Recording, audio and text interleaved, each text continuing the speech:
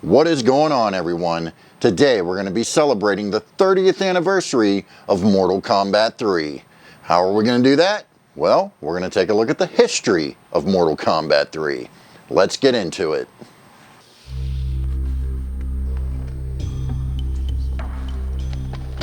In April of 1995, Mortal Kombat 3 was unleashed on arcades everywhere. Arcade owners were sent this media kit to get them to buy MK3 for their arcades. However, the kit promoted more than just an arcade game. It was promoting the year of MK3. From games to movies and tons of merchandise, this was the biggest year for a single video game yet. At the time, the tech used to create the MK games was reaching its peak, so there wouldn't be the massive jump in graphical quality as there was from MK1 to MK2. Ed Boon and his team put a deeper focus on changes in gameplay and presentation. MK3 introduced a more modern look and feel, moving away from the traditional Far East elements. MK3 would see Shao Kahn invade the Earth realm, bringing the fight to the city streets, subways, banks, and more.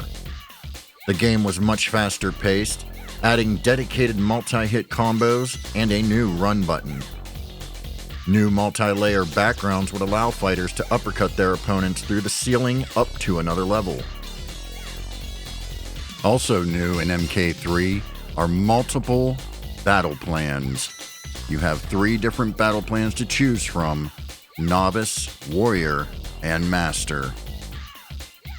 Noob Saibot would return as a hidden fighter, only this time using Kano's sprite instead of the ninjas. A new secret code system was introduced, featuring 6 slots of symbols that players could input during the versus screen of 2-player games.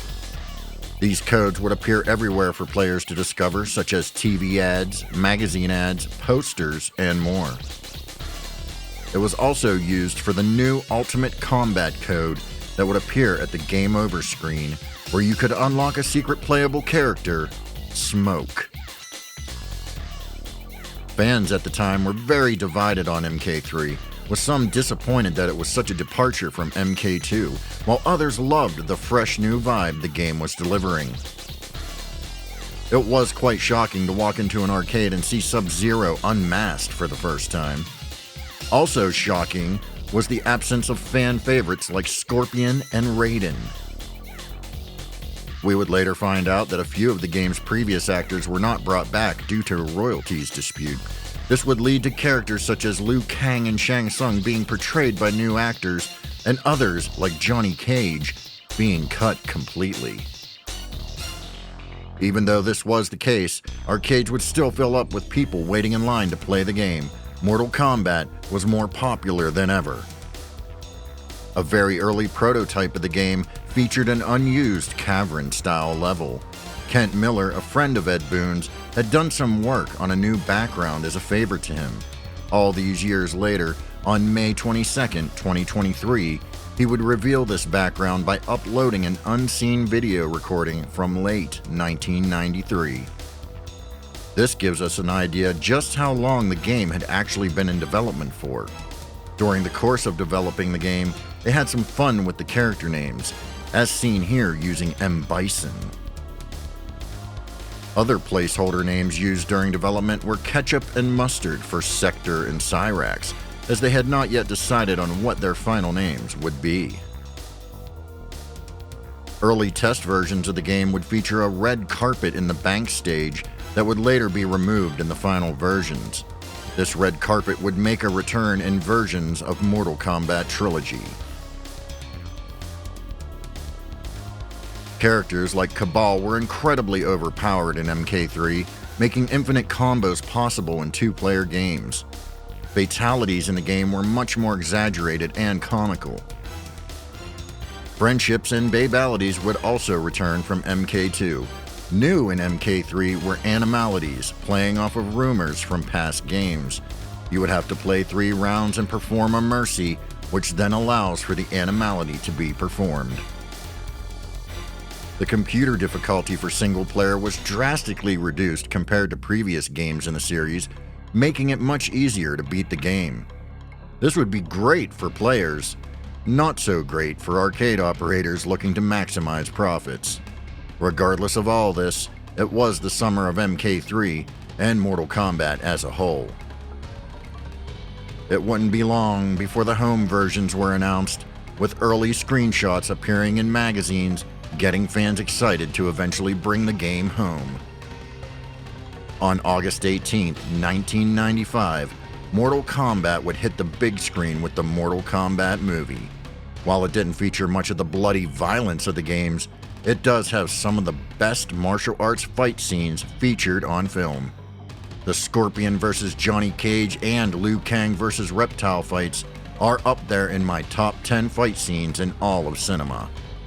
While fans eagerly anticipated the home release of MK3, little did they know that arcade operators would also be receiving a ROM upgrade for their MK3 machines that would see the introduction of Ultimate Mortal Kombat 3. Contrary to popular belief, UMK3 was not produced as a reaction to the divided response of MK3, as the upgrade was already in the works before MK3 ever reached arcades. The idea behind Ultimate MK3 was so that arcade operators could offer a fresh experience after the home versions of MK3 were released.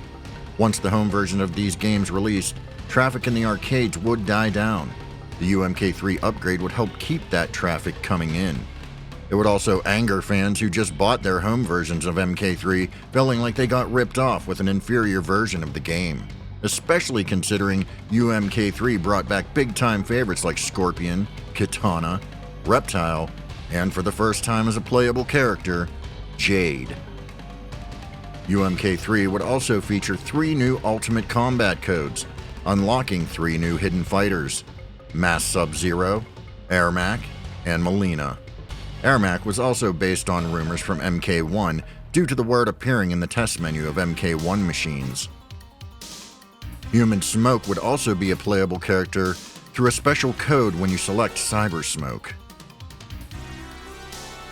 All new backgrounds were also added, as well as all of the previous backgrounds in MK3, except for the bank, which was replaced with Jade's Desert.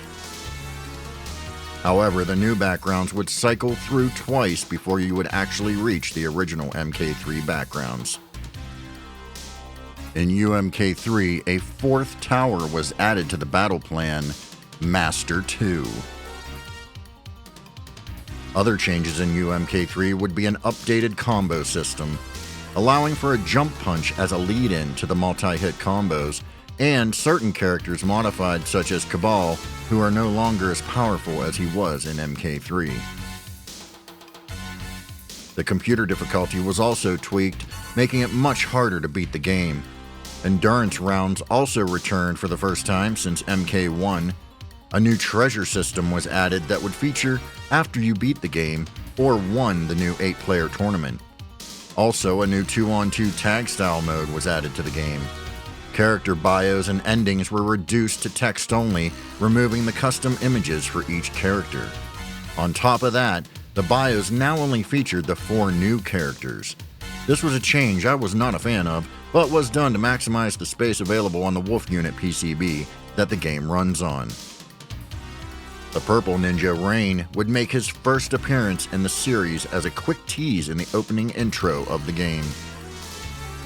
When the Super Nintendo and Genesis home versions of MK3 were released, there were notable changes. Aside from the reduced graphic and sound quality, elements such as the graveyard stage were removed. The gameplay was also different, with some of the arcade combos and juggles not working in these versions. The PlayStation version would retain most of the features of the arcade, with the graveyard stage included, as well as most of the arcade combos and juggles. The PlayStation version, while having the best graphics and sound of the home versions, would have its own limitations. CD loading times would limit Shang Tsung's morphs, certain audio cues, and the overall pace of the game. Home versions of MK3 were also in the works for the Atari Jaguar, 3DO, and the Sega Saturn. The Sega Saturn would end up getting Ultimate MK3 instead, while the Jaguar and 3DO versions were never released. I'd actually be really curious to see these versions. I wonder if there's prototypes out there. Maybe they're already out there. If you know, please comment down below. In the end, it was one hell of a year for Mortal Kombat.